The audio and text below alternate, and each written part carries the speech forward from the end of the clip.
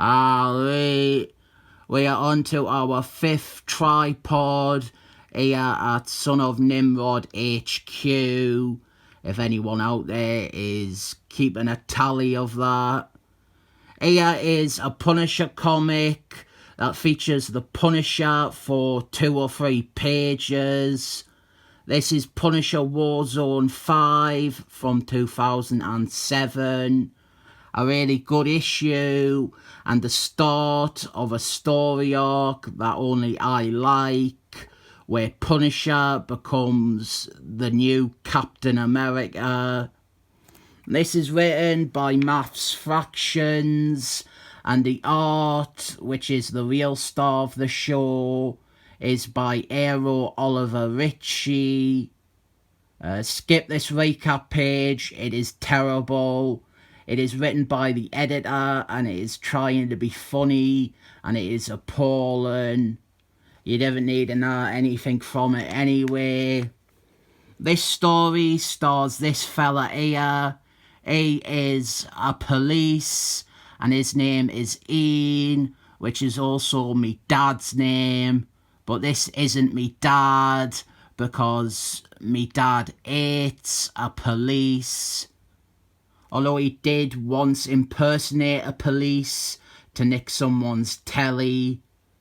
Ian, he became a police after the 9/11, and unlike that Invader As comic, it doesn't feel like using the 9/11 was an attempt by Maths Fractions to add weight to a character or to a story. It turns out that the circumstances of this guy, they sort of require some stuff that happened in correlation with the 9/11. So Ian, he is out on patrol, he is a police, but then Bushwhacker Bob, he shows up on his beat with a hostage. Bushwhacker Bob, he is a bad guy. He is a mutie with the power to transform his arms into big guns. And he is, Bushwhacker Bob, he is one of them baddies that I like because he can kind of fit anywhere. He works as a generic bad guy for most situations. You can pop him anywhere. And this is best showcased by the fact that he actually pulls triple shifts by being a villain for Daredevil and Wolfman and Punisher. He'd also make a good foil for Dead Pills, in my opinion, as well as Cables. And speaking of Cables, here is Gwarbridge, the s.h.i.e.l.d. agent from various Excellent Force issues. This series, one of the objectives was to firmly establish Punisher as part of the Marvel Universe again.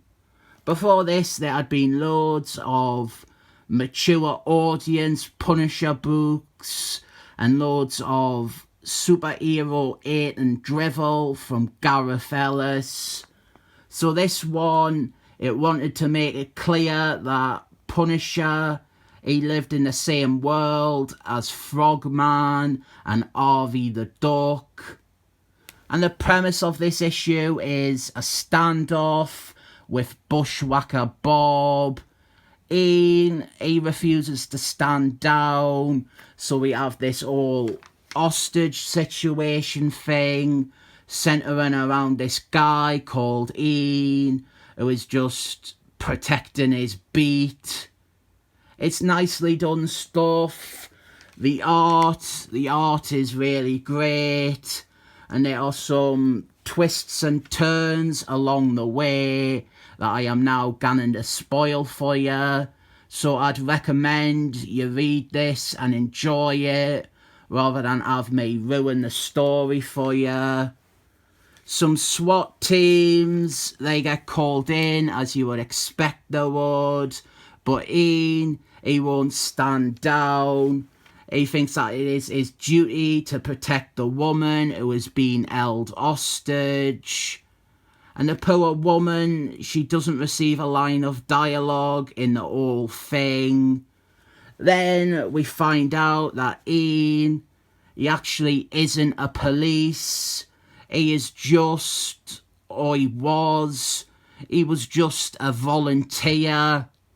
After the 9/11, they brought in some volunteers to help beef up presence of a police in New York City and have even more of a police on the streets and make people feel more safe.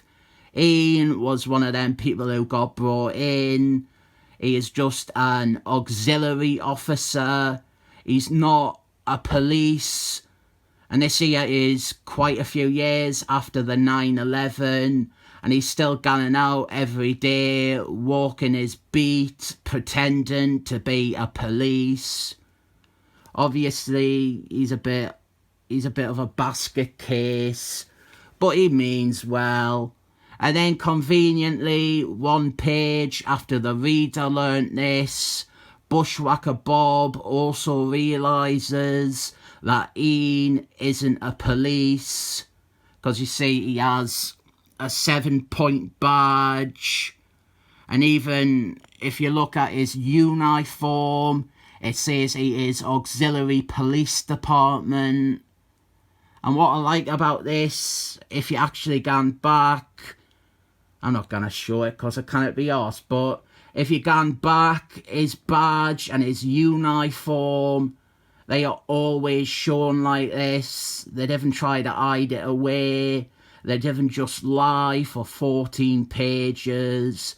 They actually have the clues right in front of you. But the first time you read it, you probably weren't even thinking to look for them. Then the Punisher, he finally shows up right at the end of his own comic. And he doesn't even get to shoot anyone. Punisher, his appearance causes Bushwhacker Bob to become unnerved and be distracted, so he is shot and taken down by Gwar. But it turns out that this was all a ploy arranged by Gwar and s.h.i.e.l.d. to try and draw the Punisher out into the open.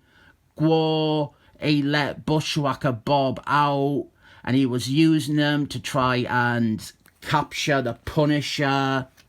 And then in Times Square, from that film, The Amazing Spider-Man 2, Punisher, he sees the assassination of Captain America on the big telly box screen, and he is sad. I don't know if I am really the person who should be reviewing Punisher comics. I'm not a big fan of Punisher. I do think it is a simple character and a simple concept, and he has been used well in the past, but I didn't think he really makes for a good comic book. I think he works better as an antagonist or a regrettable ally in someone else's book, rather than starring in his own. Punisher isn't a character who ever grows, and there really is only so many times you can have a story where Punisher shoots a bad person. Most people really hate this run, and this issue barely even features the Punisher, but I think it is of a high standard. The art is really good. It is a nice self-contained story. I'm giving this Punisher comic that doesn't star the Punisher a 7 thumbs up.